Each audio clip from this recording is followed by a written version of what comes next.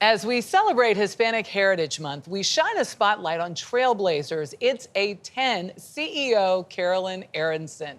She's been called a visionary leader in the hair care industry. With her innovative approach and commitment to quality, Carolyn is not only transforming the women's beauty landscape, she's now expanded her business. Omar Villafranca caught up with her in her showroom in Miami. Even as a kid, Carolyn Aronson knew she wanted to work in the beauty business. I was 8 years old and proclaimed I wanted to be a hairdresser.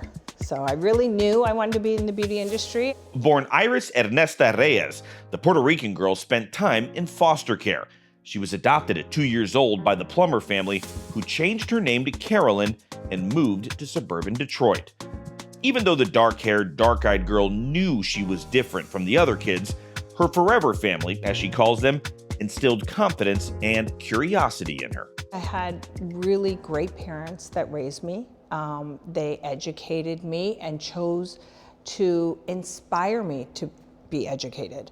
Even when I declared I wanted to be a hairdresser, they said, great, be the best hairdresser you can be. My father taught me to be financially literate. He taught me some business, but I also had that Latina fire. I mean, he would say to me, I have no idea why you want to be an entrepreneur. Why would you ever want to do anything like that? And I was driven. That drive sent her to various cosmetology schools, then head first into the business. She spent 18 years behind the chair, cutting and styling hair. Later, she opened and ran her own salon.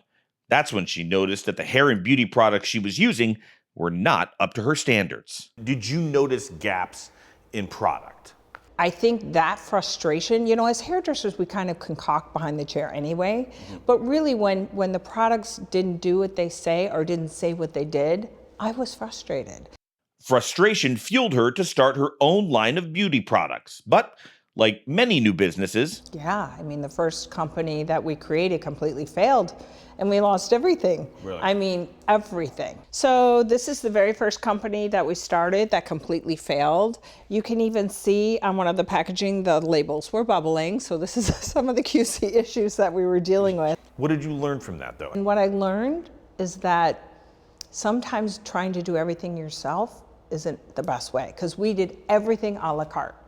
And it was just a lot to manage. But she didn't give up. With her business partner, she poured her entrepreneurial spirit and all the money she had left and started It's a 10, where she focused on one single item, the miracle leave-in product. We literally gave out thousands and thousands of free samples. And we started in California. So we just started along the West Coast. And we got it into the hairdressers' hands. And listen, hairdressers, they know. They can pick up a bottle once and they know whether it's good or not. Do they talk? It was wildfire. We literally started to just snowball and snowball. It went viral, as they say today. Today, Aronson says the conditioner sells more than 10 million bottles a year, and the It's a 10 brand has more than 80 other products. Now, one of the few woman and Latina-owned beauty product manufacturers around has her sights set on a new customer base, men.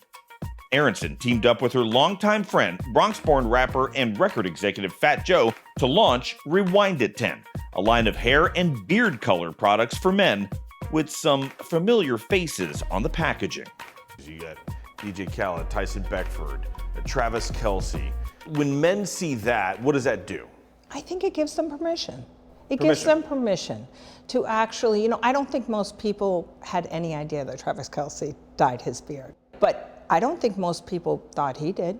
And, the fact that he's come out and said, hey, I use this, it's amazing, I want to look good, I want to feel good, he actually is all about taking care of himself, and he gives other men the permission to take care of themselves.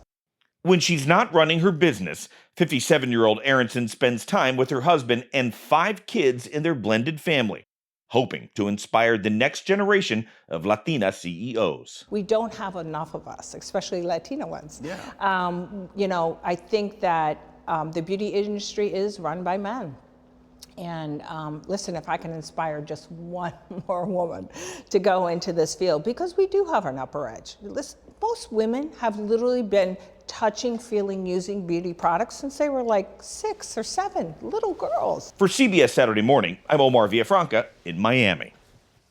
Are you inspired? I actually am. Now I've been worried I can't grow a beard, so let me give Carolyn a call and I can just paint it on. Yeah. But seriously, the crew was telling me that their partners love her products because they Really? feel so good and they're so healthy. So, Omar, great story. She's Here it onto is. something. Yeah, she definitely is.